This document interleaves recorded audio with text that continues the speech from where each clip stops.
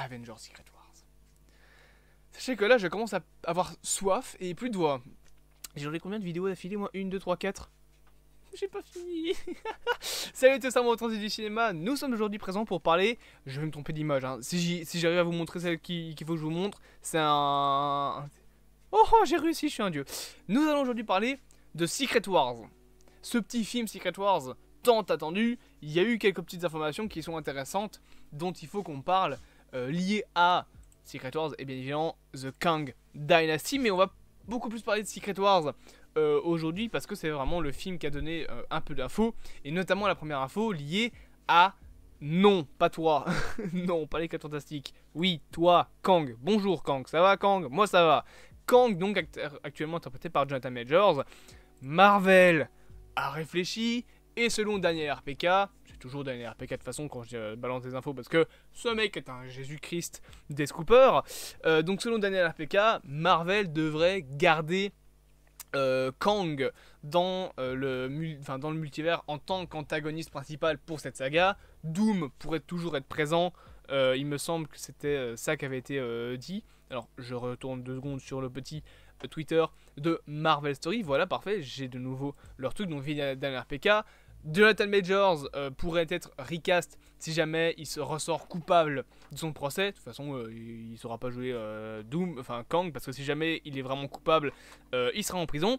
Et la possibilité d'avoir Dr Doom en tant que deuxième antagoniste resterait quand même sous la table, mais on devrait garder Kang. Alors, c'est une news à double tranchant, parce que j'avoue que Jonathan Majors était très bon dans ce qu'il a proposé de Kang. Après avoir des variants qui ont un autre visage, c'est pas quelque chose de très inquiétant. Genre, on l'a vu plein de fois dans le MCU, avec notamment Patrick Stewart qui a un variant qui est John McAvoy pour le professeur Xavier, avec Spider-Man qui à chaque variant change de gueule, avec Iron Man également, parce que techniquement toutes les séries d'animation et tout, c'est à chaque fois des variants, donc il n'est pas illogique que Kang change de tronche. Pareil pour John Krasinski avec Reed Richards, hein, des 4 fantastiques. Il a joué dans Doctor Strange le rôle de Reed Richards, mais il y en avait 2 autres qui jouaient avant lui.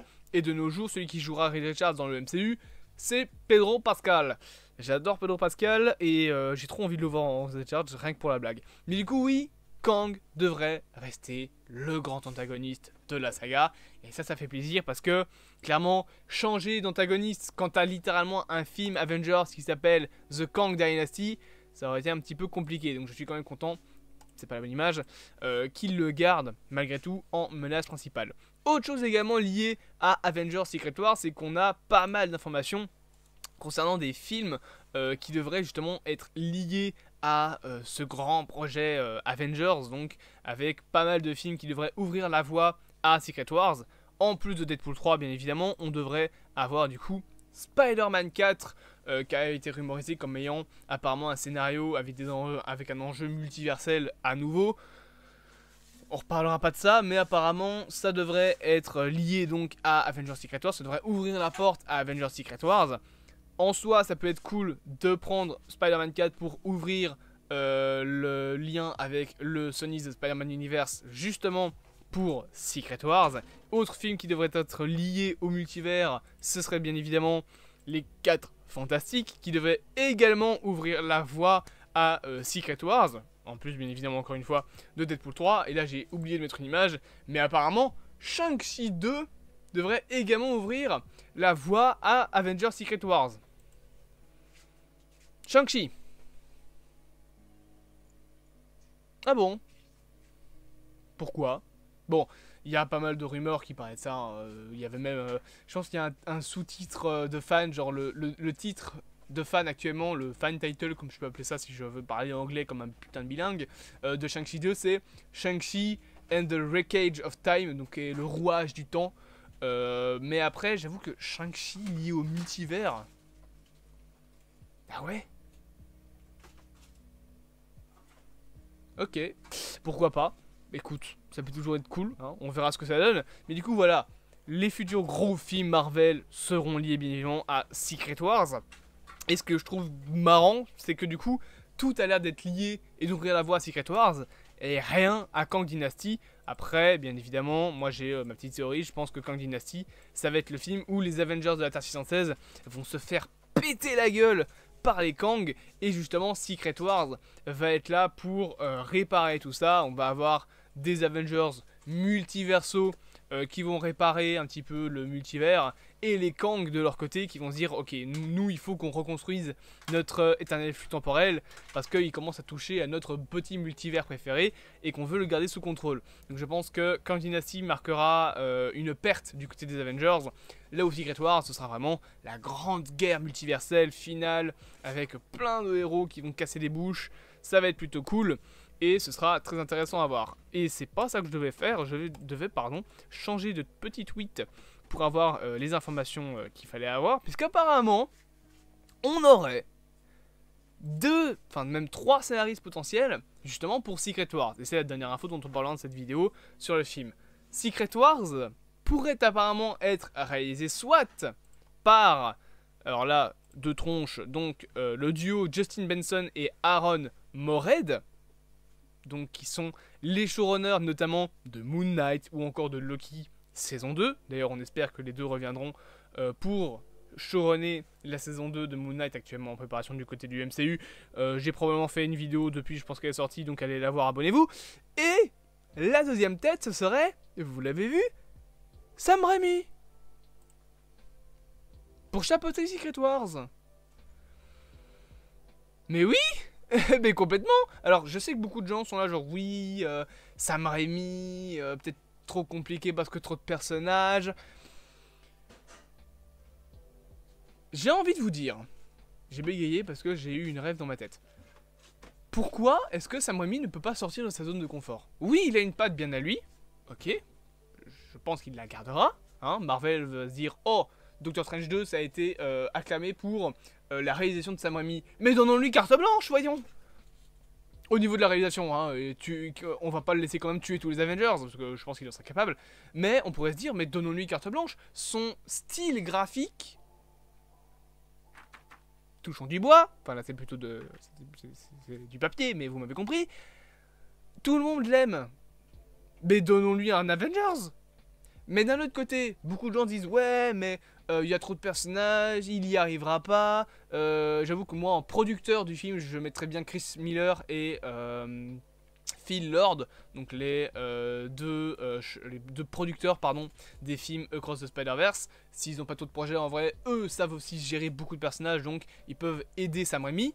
Mais qu'est-ce qui empêche Raimi de sortir un petit peu de sa zone de confort? Pas de changer sa patte, c'est pas ce que je dis. Mais qu'est-ce qui l'empêche de dire ok, il faut que je fasse beaucoup. Il va falloir que je fasse beaucoup de choses, que je gère beaucoup de héros. À l'époque de Spider-Man 3, ce qui a fait qu'il n'a pas su beaucoup gérer les méchants, et encore, je trouve qu'il les a plutôt très bien gérés dans Spider-Man 3, c'est le fait que Venom n'était même pas prévu à la base. De base, c'était le vautour. Mais Sony a dit non, non, non, il faut que tu mettes Venom, il faut que tu mettes 3 méchants, Venom doit être hyper important, donc ça a cassé tout le scénario de Sam Raimi. Et la preuve, c'est que c'est ce qui a fait casser la gueule de Spider-Man 4. Mais même dans Spider-Man 4, à l'époque, Raimi, il voulait déjà plusieurs méchants. Le mec, il voulait introduire Black Cat, le vautour et Mysterio. Il a titillé du doigt le fait d'avoir plusieurs méchants, ou en tout cas plusieurs personnages. Parce que là, on parlerait même pas de plusieurs méchants, on parlerait de plusieurs personnages, de plusieurs héros, de plusieurs gentils. Il a très bien développé le Harry Osborn bouffon vert, qui était techniquement un méchant. Il a très bien développé Thomas Haden Church en l'homme sable. Donc faire plusieurs gentils, il sait le faire. Dans Doctor Strange 2, les Illuminati, tu as littéralement 5 minutes de séquence avec eux, et si tu fais pas ta mauvaise langue 2 secondes, ils sont super bien gérés. Bon, et en plus, ça m'a mis se permet de se foutre de la gueule des mecs qui fun-catch John Krasinski, parce que oui, hein, la présence de John Krasinski, c'était parce que Raimi a dit « Ok, vous voulez John Krasinski en Reed Richards, on va vous le mettre, vous inquiétez pas. » Par contre, moi, les fan-casting, les fanservice, ça meurt très vite. Il a fait l'inverse de ce que No Way Home a fait. Il vous a offert ce que vous voulez, pour vous le détruire juste après. Le message de Doctor Strange 2, c'est le fanservice, non. Mais dans un film qui s'appelle Secret Wars, si Sam Raimi nous dit ok, je vais vous donner du fanservice, mais je vais le gérer pour que ce soit pas que du fanservice, mais tous les personnages sont bien développés, auront une belle aventure alors qu'ils sont des centaines. Il y aura je sais pas combien de personnages dans Secret Wars, et on va avoir un film qui sera une putain de dinguerie. Moi, je vous le dis honnêtement, Secret Wars fait par Sam Raimi, le mec, je sais très bien qu'il va se bouger le cul, parce que c'est Raimi, il sait qu'on l'attend au tournant à chacun de ses films, et Evil Dead, c'était incroyable, la série Ash vs Evil Dead, oh là là là là, que c'était une dinguerie cette série, allez la voir, je pense qu'elle est sur Netflix, elle est trop bien. Mais honnêtement, je pense qu'il sera du genre à se dire, ok, j'ai un film qui sera probablement divisé en deux parties, tout le monde le sait, Secret Wars ce sera au moins 2 films je pense, j'ai un film, ou 2, comment je peux changer les choses? Comment je peux prendre des centaines de héros et bien les développer? Peut-être qu'il y en aura qui seront en background ou qui seront limite des petites blagues, mais les plus importants, Sam Raimi, il va bien les développer. Et moi, je vous le dis, si Raimi est à la réalisation de Secret Wars, moi je suis hyper content. Son style est incroyable, ses plans sont incroyables, les plans, les grands plans du combat final des films Spider-Man, tous les plans de Spider-Man 2 avec le Dr Octopus, imaginez ça avec 45 Avengers contre un Kang. Mais Secret Wars, ça va être une dinguerie, il va être trop beau. Chaque putain de plan de ce film, ce sera une peinture. Donc moi, voilà, j'ai confiance en Sam Raimi. Et en vrai, je pense que je préférerais que ce soit Raimi qui réalise Secret Wars que les réalisateurs, j'ai oublié leur nom encore, Justin Benson et Aaron Moorhead. Pas qu'ils sont mauvais, mais j'avoue que Loki, quand tu regardes un petit peu, quand tu te détaches un petit peu, la saison 2 était peut-être un petit peu trop bordélique. Elle était incroyable, je dis pas le contraire, mais au début c'était quand même un peu compliqué de la suivre. Beaucoup de personnes ont eu compliqué à suivre. Et si t'as déjà un petit peu de mal à suivre Loki saison 2, comment tu veux suivre un truc où il y a 45 méchants? Enfin 45 gentils. 300 milliards de personnages. Ils sont pas 300 milliards, hein. S'ils sont 200 c'est déjà beaucoup. Putain, le budget de Secret Wars ça va être salé. Donc, moi Sam Raimi réalise Secret Wars, moi je suis refait, je peux mourir tranquille, ok? Sam Raimi c'est un de mes réalisateurs préférés, avec Steven Spielberg.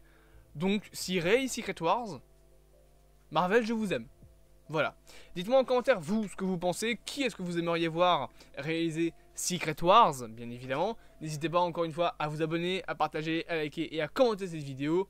Et on se dit à bientôt de prochaines aventures.